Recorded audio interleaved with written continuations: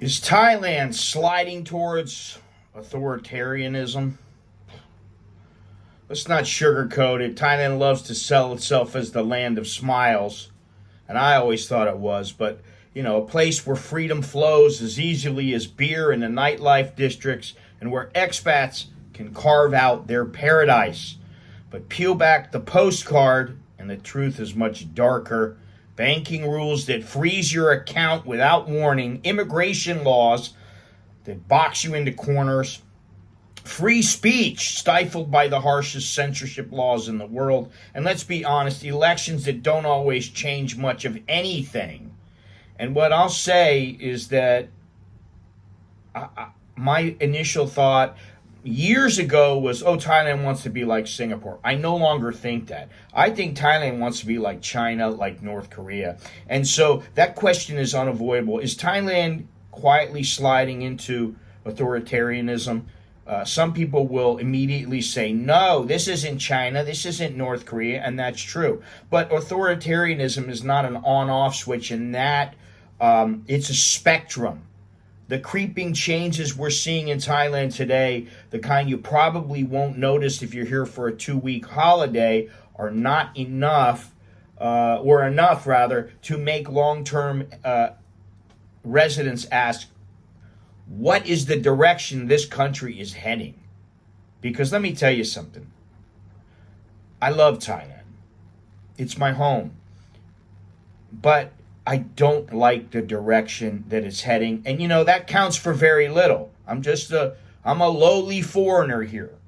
It counts for very little. But I'm speaking my piece right now.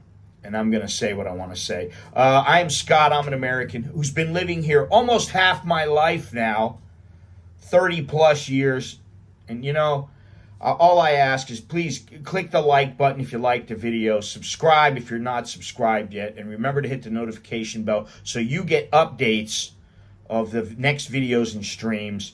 And, if you want to contact me for whatever reason, maybe you need a consultation. What it doesn't matter, whatever your reason is. Email me at anamericaninbangkok@gmail.com. Now, Thailand gives the illusion of democracy, and it's officially a constitutional monarchy with elections and a parliament. But in reality, the system has been hijacked time and time again by the military and the elite establishment. Since 1932, Thailand has had over a dozen coups. And let me tell you something. I've lost track at the number of coups that I've been involved in, that I have seen here, rather. 4 or 5, something like that. And every time there's too much power shifting towards the people, the military steps in, it presses reset, and rewrites the Constitution to maintain control. And that's not really fascism, and it's not communism, but it's not real democracy either. I think that much is true. Now, one of the biggest red flags right now is the banking system, and foreigners are finding their accounts frozen for trivial reasons that are not even true. A guy wrote me and said, my phone SIM card, the phone number does not match the phone number on my account. But it did match when he went in. Of course, what are they going to say? Sorry. Listen, to put it mildly, stuff your sorries in a sock, mister. That comes from Seinfeld. But quite honestly, I think about it, and, this is the thing. And I said this a long time ago. Mike and I forget his girlfriend's name off the top of my head. I'm sorry. But he had a Thai girlfriend, and he came over, and we went and had coffee together and everything. Nice guy, nice girl. And, I said to him, I'm really tired of hearing I'm sorry from Thais. And guess what? That's what you get a lot of. Sorry. Oh, sorry. And, these people in the banks, they're just doing their jobs. They don't want to lose their jobs, so they got to do what they're told. It's unbelievable, but the justification for all this is to fight the scams and fraud. But let's be real. The banks are acting like an extension of the government. They're acting as if they are the government. Everyone who comes in, they're customers. They are treating them like they're suspects. They're interrogating them. And that's an authoritarian style control under the banner of, oh, we want to protect you. Listen, I don't need your protection. I don't need it. I don't need your protection. I may just close the bank. I don't need your protection. That's true. Now, immigration is also tightening the screws. For expats, the immigration system is like living under probation. You've got to check in, prove your money sits untouched in Thai banks, and file endless paperwork. I don't know. Yeah, I feel it. But you want permanent residency or citizenship?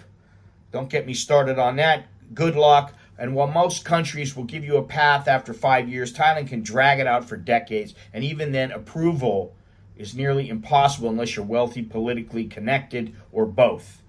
Now, and I know some people who have got it, but not very many. Thailand's lèse-majesté laws are some of the strictest censorship laws in the world. If you criticize the monarchy, you could be looking at decades in prison. It is what it is. Criticize the government too loudly and you risk harassment or worse. And the tourists don't see this. Tourists just come and go, wow, it's so wonderful here. Hey, Ethel. Oh, wow, did you see that? Wow, oh my God, it's real pad Thai.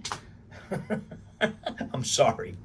Expats who keep their mouth shut don't see it, but it is there. And it's a core pillar of the authoritarian state. Silent dissent before it grows. Now, there's also the cultural mask. And what makes Thailand unique is how softly it wraps all this in a smile. You don't feel the control that you do in China or even Vietnam.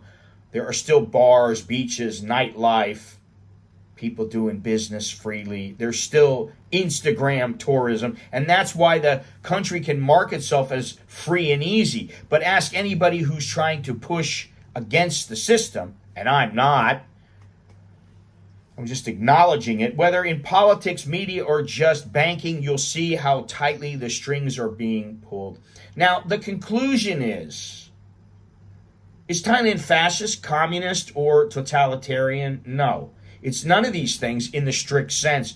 It is a capitalist, outwardly democratic country, and it's not a one-party dictatorship, sort of. But this is the part that the tourists and naive expats miss. It's a country run by a powerful elite with a long history of using military force, censorship, and bureaucratic control to maintain their grip. And that's why I call Thailand authoritarian light with a democratic wallpaper on it. And the banking rules, the immigration hassles, the censorship, this stuff is not just random. This is part of a system designed to remind you who's really in control. Because, you really have no, what is the word that I'm looking for? No recourse. You have very little recourse.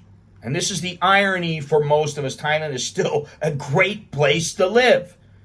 The lifestyle, the food, the people, the beauty, all incredible, but do not kid yourself. The more you build your life here, the more you're at the mercy of the rules you didn't write, and you can't really even fight them. And that is the real danger. Authoritarian systems rarely take your freedom all at once. They shave it down little by little until one day you wake up and realize the paradise you thought you had has turned into a gilded cage. I don't even know what to say because I see the way that it's going, and I'm kind of just shaking my head going, hey, I hope I can keep living here. And honestly, that's what I'm saying. I'm saying, God, it'd be nice if I can just keep living here. That's all I want. But I don't want to live, in a place where I go, oh my God, I have to I'm scared of everything. I don't know if I can move to the right or the left because somebody might come and get me. It's 1984 here.